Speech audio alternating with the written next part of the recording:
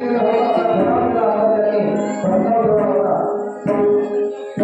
या देशाच्या सनातनी लोकांनी अस्पृश्यता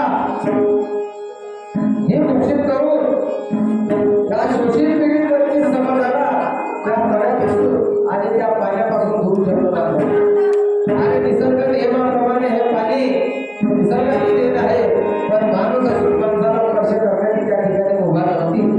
आणि म्हणून बाबासाहेब आंबेडकरांनी त्या ठिकाणी बंद भूमीला आवाज उचलला आणि काढण्याच्या भविष्यामध्ये त्या तळ्यावर पाणी प्रसार केलं आणि या बौद्ध समाजाला न्याय मिळाला. आणि म्हणून बोलतो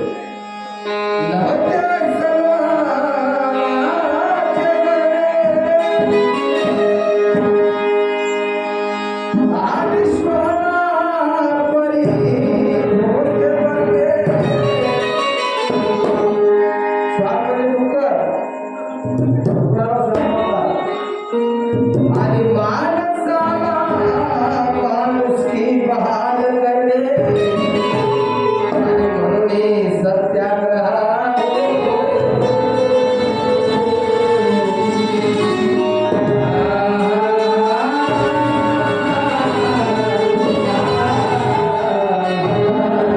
बाबासाहेब म्हणतात की माझा जीव गेला तरी व्यर्थ, मी माझ्या हिंदीनं समाजाला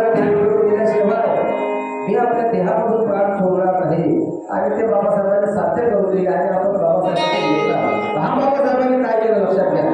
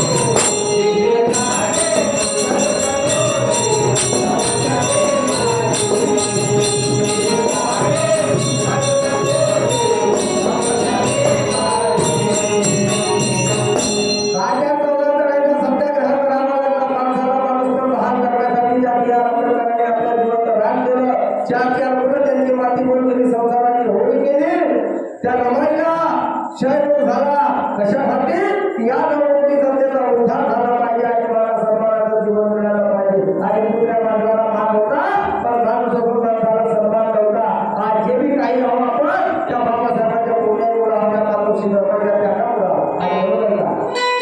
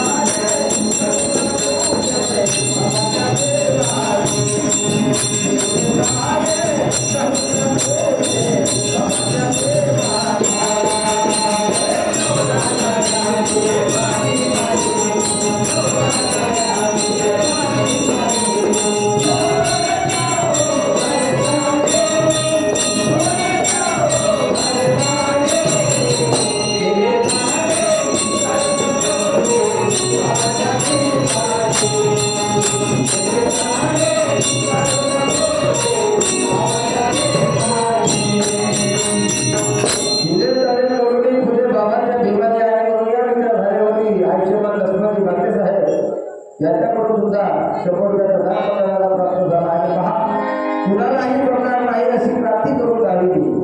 कुणालाही जमणार नाही अशी क्रांती करून दाखवली आणि जातीवाद्याला देऊन टक्कर चौघात ओझडी भरत देऊन दाखवली आणि निसर्ग नियमाप्रमाणे पाणी आग विझवते तर माझ्या जीवनात पाण्याला आग लावली, पाण्याला आग लावली.